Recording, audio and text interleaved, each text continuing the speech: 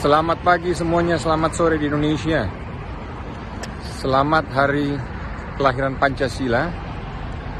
Salam dari Jerman, saya lagi di Jerman di Frankfurt mengikuti pameran IMAX, pameran khusus para penyelenggara event organizer, PCO, venue owner, dan lain-lain. Dalam kesempatan ini guys, saya ingin menyampaikan atau mendownload salah satu video dari adik saya Timo Scheunemann, Coach Timo, yang mengulas tentang Pancasila, khususnya sila 1 sampai sila 5. Coba kalian dengarkan baik-baik dan perhatikan, isinya sangat-sangat bermanfaat dan sangat-sangat bagus. Sekali lagi, salam dari Jerman. Salam Pancasila. Luar biasa ya, hari ini hari Pancasila. Saya mau share sedikit tentang Pancasila, bagaimana Pancasila itu luar biasa. Dari sisi pemilihan kata, dari sisi nilainya tentu saja, tapi juga dari sisi penempatan sila-silanya. Ya, ini pandangan saya sendiri, interpretasi saya sendiri, karena dimulai dari dulu saya suka salah antara sila kedua sama sila keempat, suka tertukar gitu kan. Jadi saya kemudian mengingatkan diri sendiri dengan cara seperti ini. Ya, pertama, ketuhanan yang Maha Esa. Kenapa ini harus di awal? Karena memang Tuhan itu dasar dari segalanya, dasar dari moralitas, dasar juga dari tujuan hidup. Apa arti hidup ini kalau tidak ada Tuhan, seperti itu. Nah, kemudian yang saya suka juga adalah pemilihan kata Esa. Bisa diinterpretasikan oleh masing-masing kepercayaan dengan cara mereka sendiri-sendiri. Ya, jadi kalau dalam Islam, Esa betul-betul satu, jadi satu. Ya, satu Tuhan. Kalau dalam Hindu dan Buddha, menyatu, Esa menyatu. Kalau dalam kekristenan, Esa diartikan kesatuan. Jadi betul-betul pas ya untuk semua kepercayaan yang ada di Indonesia. Luar biasa. Kemudian kemanusiaan yang adil dan beradab. Kenapa harus di sila kedua? Jadi dari Tuhan langsung berbicara tentang manusianya. Manusianya kalau mau adil dan beradab harus dekat sama Tuhan. Makanya sila kedua harus berada dekat dengan sila pertama. Kemudian baru kita berbicara kalau manusianya sudah adil dan beradab, ya.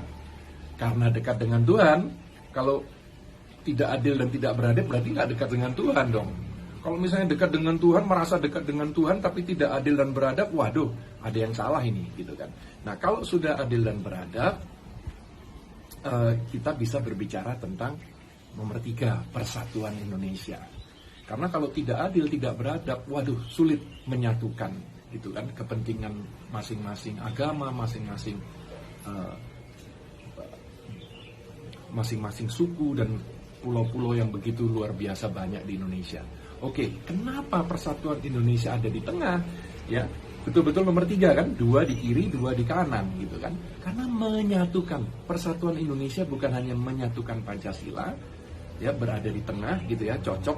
Tapi kalau tidak ada persatuan Indonesia, ya tidak ada Indonesia, gitu kan.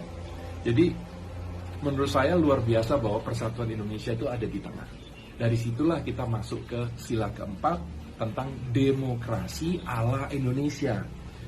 Kerakyatan yang dipimpin oleh hikmat kebijaksanaan dalam permusyawaratan perwakilan. Jadi dengan kata lain, demokrasi ala Indonesia yang tidak menyampingkan nilai-nilai leluhur kita, gitu.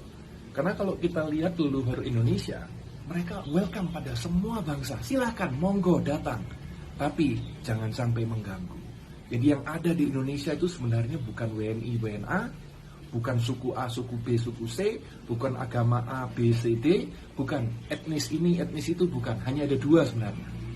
Orang-orang yang membantu Indonesia membangun, atau orang-orang yang merusak Indonesia, mengganggu Indonesia.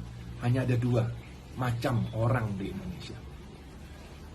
Dari situ kita masuk ke sila kelima, keadilan sosial bagi seluruh rakyat Indonesia. Kenapa ditaruh di posisi kelima? Karena ini adalah tujuan dari berbangsa dan bertanah air, supaya kita semua merasakan keadilan sosial yang merata untuk kita semua. Itu adalah tujuan daripada adanya Indonesia. Jadi itu tadi pemahaman saya tentang Pancasila luar biasa ya. Jadi mohon betul-betul dijaga Pancasila ini, karena yang membuat Indonesia begitu spesial adalah justru penyatuan dari begitu banyak bahasa, ya, suku dan agama. Itu yang membuat betul-betul Indonesia ini spesial. Kemajemukan Indonesia yang membuat Indonesia spesial, dan itu harus dijaga. Tidak akan datang dengan sendirinya. Jadi sama kalau di bola, tidak akan datang talenta-talenta yang luar biasa yang bisa diharapkan oleh timnas Indonesia. Tidak bisa. Kita hanya mengharapkan, harus dibangun, harus dididik, ya, harus dilakukan gitu sesuatu untuk mendapatkan itu. Jadi sama dengan teknologi. Kalau Elon Musk mengatakan teknologi itu tidak datang dengan sendirinya, harus dipush. Nah, begitu juga dengan persatuan Indonesia, dengan menjaga Pancasila ini, itu betul-betul harus dipush. Kita masing-masing harus menjaga, tidak datang dengan sendirinya bahwa kita bisa menyatu menjadi Indonesia seperti sekarang. Butuh kita semua untuk menyatukan, untuk bersatu. Salam Pancasila.